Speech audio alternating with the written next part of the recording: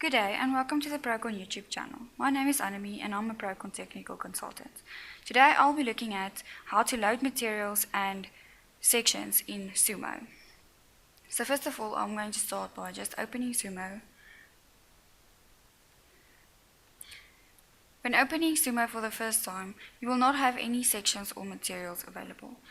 So just to show you, here at the bottom in my input tables, if I click on section or materials, you can see that all of my tables are empty. You have two options available to load sections or materials. The first option is to go to the Structures tab here in the ribbon. And under the database panel, you can see there's sections and materials buttons.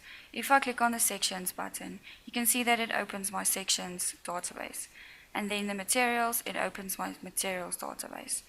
The second option is to do it directly from the input tables. So let's start by adding some materials first. Okay, so I click on the materials tab, and then you can see here are two buttons. You have import a material from the material database, or you can specify a material with user-defined properties. I want to import some material from the material database, so I click on that button. And then you will see that it opens the materials database. Firstly, you will select the type of material that you want. The types that are available are steel, concrete, timber, aluminium, and other. Okay, so first let's select steel, and you can see from the list what is available. So let's say I want to choose this S355JR, and I select it, and I can either double click on it, or let's choose another one, or I can click on the add button here. To remove a material from the list, you simply select it and click on the remove button. Okay, and I can also add some concrete material. So let's say I'll go to concrete, and then you can see the concrete types that are available. Okay, let's choose the 25 MPa there and add that one, and then click on OK. As soon as clicking OK, you can see that it is listed in your materials database as well. Let's just make this a bit smaller. Okay, and you can also see all of your material properties. You can change the names. You can change this name, material 1. Let's make it steel, and do the same for the bottom one, material 2. Let's make it concrete. Okay, and you can also choose the color that it will be displayed in. Okay, next let's add some sections. So I go to my sections tab here, and then once again import sections from database, or specify a section with user-defined properties. Okay, so I'm just going to import a section from the section database. So I click on that button, and you can see that it opens my sections database.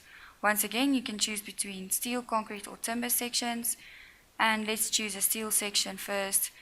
And you can see you have all your types of steel sections available. You have your I-shaped, H-shaped channels, angles. Okay, let's say I want to choose an I-shaped parallel flange, and then you can see the list of sections that are available. Okay, so let's say I want to add an IPE 200, and just like adding materials, I select the add button, or I can double click as well. And let's choose this 203 by 133 by 30, and this 305 by 102 by 25. Okay, and once again to remove one, I just select it there and click on the remove button. Okay, I can also add some concrete sections. So just go to concrete, and once again you have your different types of concrete sections: circular solid concrete, rectangular solid concrete, general I concrete, and custom set concrete.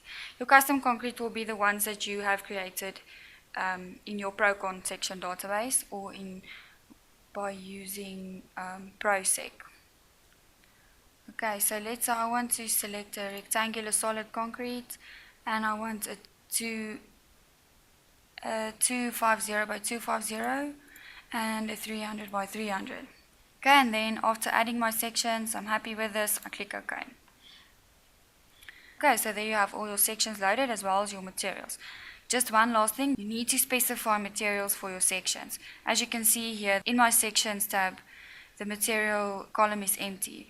So if I click on the drop down, you can see the types of material that you have added in your materials table will be listed there. So I'll just specify that this must be steel, and then these two, they will be concrete. So I can just click on the drop down and select the materials. Okay, so that's just in a nutshell how to add some sections and materials to your model. Okay, thank you for taking the time to watch this video. Remember, Procon is an Autodesk Gold Partner and Authorized Developer Training and Certification Center.